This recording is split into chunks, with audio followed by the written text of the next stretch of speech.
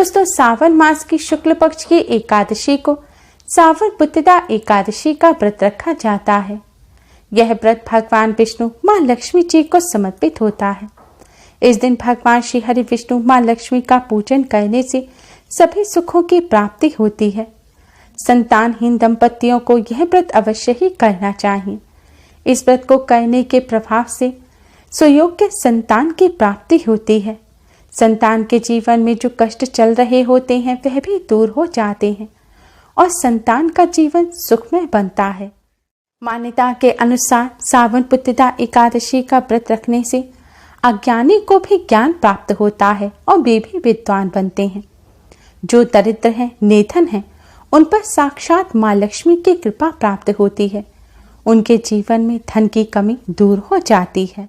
इस दिन व्रत करने से भगवान विष्णु माँ लक्ष्मी जी के साथ ही भगवान शिव माँ पार्वती की भी असीम कृपा प्राप्त होगी और जीवन में चली आ रही बड़ी से बड़ी परेशानी दूर हो जाएगी।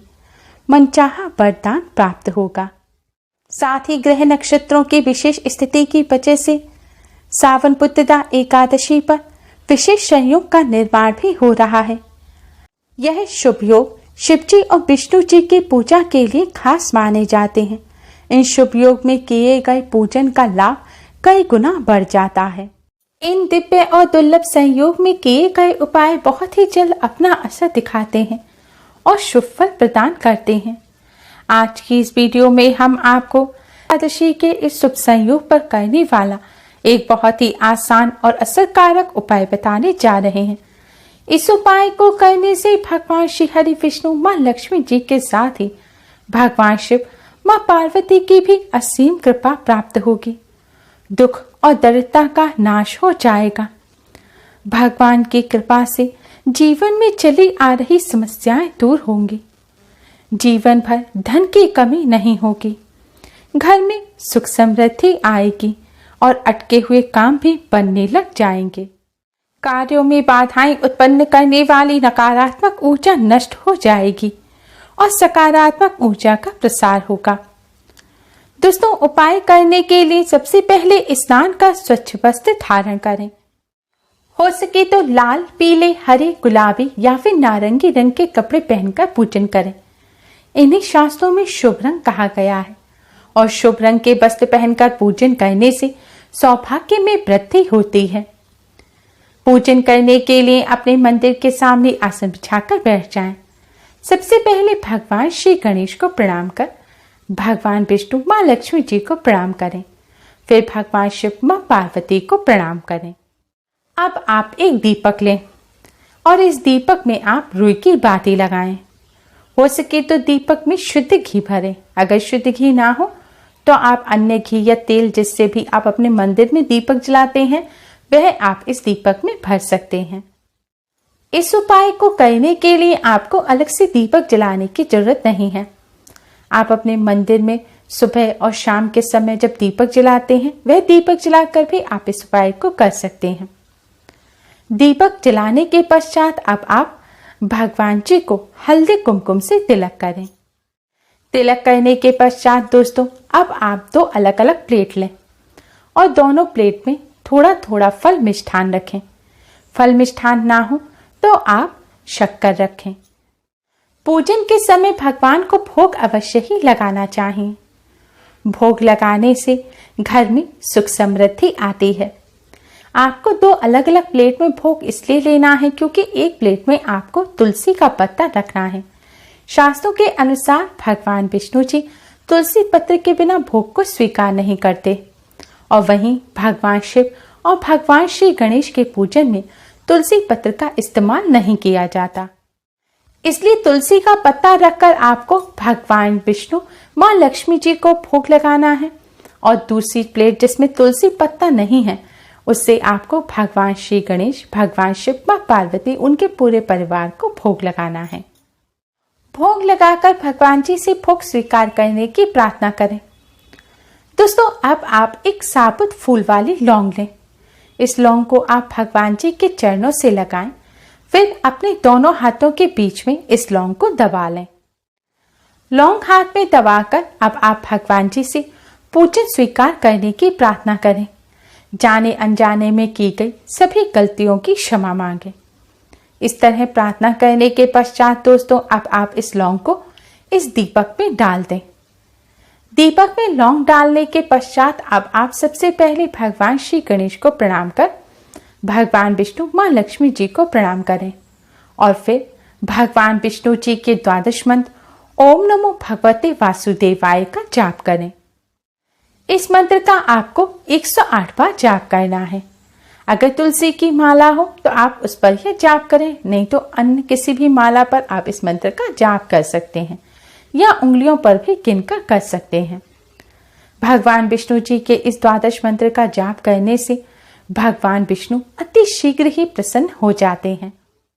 भगवान विष्णु की कृपा प्राप्त करने के लिए गीता जी का पाठ करना, श्रीमद् भगवत गीता का पाठ करना और विष्णु सहस्त्र नाम का पाठ करना बहुत फलदायी बताया गया है। लेकिन दोस्तों सबसे सरल पूजन है ओम नमो भगवते वासुदेवाय मंत्र का जाप करना। इस मंत्र का जाप करने से भगवान विष्णु की असीम कृपा प्राप्त होती है और भगवान विष्णु अपने भक्तों को मनचाहा वरदान देते हैं। भगवान विष्णु के सभी भक्तों को रोजाना इस मंत्र का जाप अवश्य ही करना चाहिए। इस मंत्र का जाप करने से भगवान विष्णु के साथ ही धन की देवी माँ लक्ष्मी की भी कृपा प्राप्त होती है और घर में सुख समृद्धि आती है। भगवान विष्णु माँ लक्ष्मी का पूजन करने के पश्चात अब आप भगवान शिव माँ पार्वती का पूजन करें। इसके लिए आप ओम नमः शिवाय मंत्र का जाप करें। जैसा कि हम हर वीडियो में बताते हैं, महिलाओं को नमः शिवाय मंत्र का जाप करना है। जाप करने के पश्चात दोस्तों अब आप इस दीपक को उठाएं और दीपक उठाकर इससे भगवान विष्णु माँ लक्ष्मी जी की, भगवान शिव माँ पार्वती की आरती अवश्य ही उतारें। आरती उतारते समय या तो आप आरती पढ़ सकते हैं या फिर आप इन्हीं मंत्रों का जाप करते हुए भी आरती उतार सकते हैं।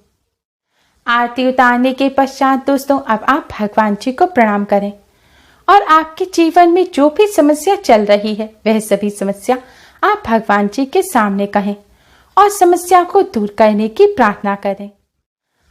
आपकी पढ़ाई संबंधी समस्या हो, व्यापार संबंधी समस्या हो या विवाह संबंधी समस्या हो, जो भी समस्या है उसे आप भगवान जी के सामने कहें और समस्या को दूर करने की प्रार्थना करें। दोस्तों आज के दिन इस तरह भगवान विष्णु माँ लक्ष्मी जी के साथ भगवान शिव माँ पार्वती का पूजन करने से जीवन में चली आ रही बड़ी से बड़ी समस्या दूर हो जाती है, नकारात्मक ऊर्जा नष्ट होती है, देवीय शक्तियां साथ देने लगती हैं, जिससे अटके हुए कार्य भी बनने लग जाते हैं। भगवान लक्ष्मी नारायण भगवान शिव पार्वती की कृपा से मनचाहा वरदान प्राप्त होता है और जीवन में खुशियां आती हैं। इस उपाय को करने के बाद आप देखेंगे कि आपके जीवन में जल्द ही अच्छे बदलाव आने शुरू हो जाएंगे। आपके अटके हुए कार्य भी बनने लग जाएंगे और कार्यों में सफलता मिलेगी, घर में सुख समृद्धि आएगी। शास्त्रों के अनुसार इस तरह पूजन करने से भगवान जी पूजन को अवश्य ही स्वीकार करते हैं और अपने भक्तों के कष्टों को दूर करते हैं। इस उपाय को वैसे तो आप किसी भी समय कर सकते हैं, लेकिन एकादशी पर संध्या बंदन रात्रि जागरण का विशेष महत्व होता है और भगवान शिव जी को भी प्रदोष काल अत्यधिक प्रिय है। उस काल में किया गया पूजन भगवान शिव जल्द ही स्वीकार करते हैं। इसलिए हो सके तो इस उपाय को आप संध्या काल सूर्यास्त के बाद ही करें। उपाय करने के बाद आप अपने मस्तक पर भी हल्दी कुमकुम से तिलक करें। आपने भगवान जी को जो भोग लगाया है उसे प्रसाद के रूप में ग्रहण करें। दीपक में ये जो लौंग है इसको आप दीपक में ऐसे ही रहने दें। जब दीपक पूरी तरह से जलकर शांत हो जाए उसके पश्चात आप इस लौंग को उठाएं और किसी साफ स्थान पर लगे हुए पेड़ पौधे की जड़ में गाड़ दें। जैसे कैक्टस का पौधा है, एलोवेरा वगैरह का है तो वहां पर आप ना दबाएं। आप तुलसी जी का पौधा या कोई भी अन्य पौधा हो जिसमें कांटे ना हो, आप उसकी जड़ में इसको गाड़ सकते हैं। या घर के पास कहीं शुद्ध बहते हुए जल का स्रोत है, कोई नहर वगैरह है तो आप वहां पर भी इसको विसर्जित कर सकते हैं। दोस्तों, इस शुभ संयोग पर इस आसान से उपाय को कर इससे लाभ अवश्य ही प्राप्त करें।